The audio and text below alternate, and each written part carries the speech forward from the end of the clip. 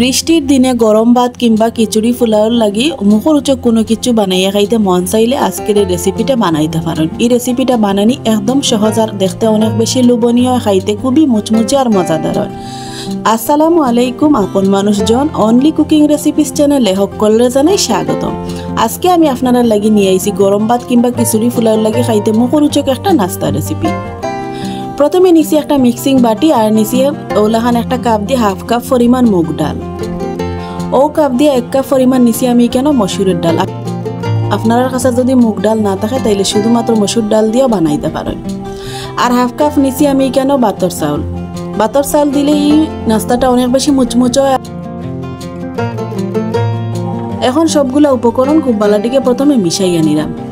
শুধুমাত্র মুগ ডাল আর বাতর চাল দিয়ে বানাইতে পারেন, আবার শুধুমাত্র মসুর ডাল আর বাতর চাল দিয়ে বানাইতে পারেন। এখন আমি পরিমাণ মতো পানি দিয়া ডালগুলারে খুব বালাটিকে আমি একটু মিশাইয়া নিলাম। তারপরে 2 ঘন্টার লাগি রেস্টে রাখি দিব। এতে চাল ডাল খুব সুন্দরভাবে ফুলিয়া উঠিব আর অনেক বেশি নরম হয়ে যাব। 2 ঘন্টা পরে আপনারা দেখাইলাম, দেখুন আগে থেকে অনেকটা ফুলি গেছে ডাল আর চাউল সবগুলা।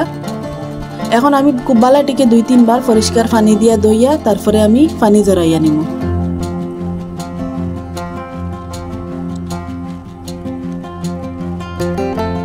দেখুন আমি খুব বালাটিকে দইয়া নিছি আর ওলাখান একটা নেটর জালির মাঝে রাখছি যাতে এক্সট্রা পানিগুলো খুব সুন্দরভাবে জড়ি যায়। চেষ্টা করবা শুকনো শুকনো ব্লেন্ডার করার লাগি বা শিলফাটার মাঝে বাটার লাগি।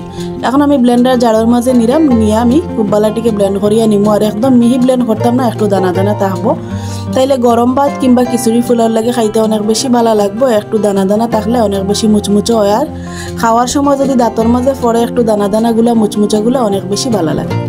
দেখুন আমি ব্লেন্ডার করিয়া নিছি আর একদম মিহি করে ব্লেন্ড করছি না, আমি একটু দানা দানা করিয়া নিছি। আর শুকনা চেষ্টা করবা ব্লেন্ড করার লাগে। আমি শুকনা শুকনা পানি ছাড়া ব্লেন্ড করিয়া নিছি। আমি একটু বেশি পরিমাণে বানাইলাম, আপনারা আপনার পরিমাণ মতো বানাইবা। এখন আমি কেন দিলাম 1 কাপের মতো পেঁয়াজ কুচি আর দিলাম পরিমাণ মতো কাঁচামরিচ। কাঁচামরিচের জালটা আপনারা আপনার পছন্দ মতো দিবা। আর দিলাম উঁচু করিয়া হাফ চামচের চাইতে একটু বেশি লাল মরিচের গুঁড়া, হাফ চামচ দিলাম হলুদের গুঁড়া, হাফ চামচ দিছি আমি কেন বাজা জিরার গুঁড়া, সামান্য পরিমাণে দিলাম গরম মশলার গুঁড়া, আর অল্প একটু দিলাম আমি কেন চিলি ফ্লেক্স, আর দিলাম স্বাদ মতো লবণ, হাফ চামচ দিলাম রসুন পেস্ট, হাফ চামচের চাইতে একটু কম দিলাম আমি কেন আদা পেস্ট। এখন আমি কেন দিলাম পুঁই শাক। আমি কেন আগে থেকে পুঁই শাকগুলারে ওলাখান কুচি করে কাটিয়া রাখছি। পুঁই শাক দিয়ে যদি নাস্তাটা বানানিও খাইতে আরো বেশি ভালো লাগে আর অনেক বেশি মুচমুচো হয়, আবার নরমও হয়। এখন সবগুলা উপকরণ আলতোভাবে আমি মিশাইয়া নিলাম। যদি আমার আজকের এই সহজ সুন্দর রেসিপিটা আপনার কাছে ভালো লাগে, একটা লাইক দিয়ে পুরো ভিডিওটা দেখার অনুরোধ রইল। আর আমার চ্যানেলটাকে সাবস্ক্রাইব করি আমার পাশে থাকবার, বেশি বেশি করে ভিডিওটা শেয়ার করবা। বেশি চাপ দিয়ে কিন্তু মাখানো যাইতো না, আলতোভাবে একটু মাখাইয়া নিতে হইব, না হয় কিন্তু পানি ছাড়ি দিব এই মিশ্রণ থেকে। দেখো আমার মিশানি হয়ে গেছে।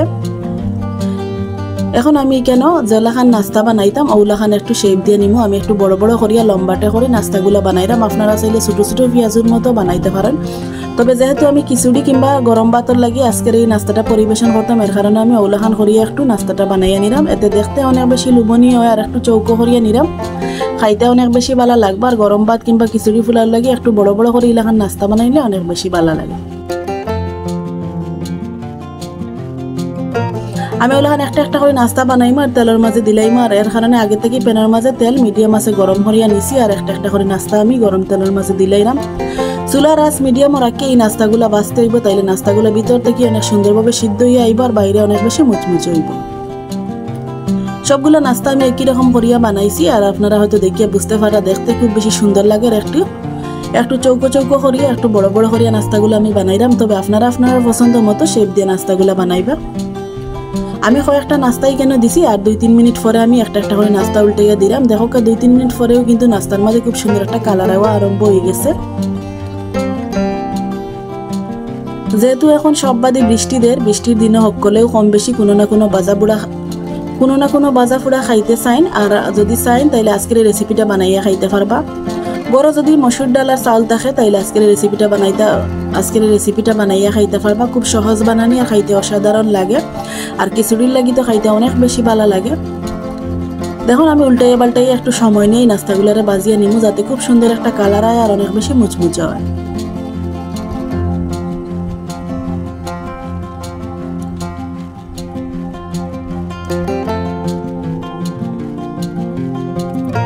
আমি একটা নাস্তা আপনারা সামনে থেকে দেখাই। দেখুন নাস্তার মাঝে কত সুন্দর কালার আইছে, খুব সুন্দর একটা লুমনীয় কালার। আর ইলাখান যদি মিডিয়াম আছে একটু সময় নিয়ে নাস্তাগুলো বাজায়, অনেক বেশি মুচমুচে। যেহেতু নাস্তার সাইজে একটু বড় দিছি আমি, এর কারণে একটু সময় নিয়ে বাজলাম।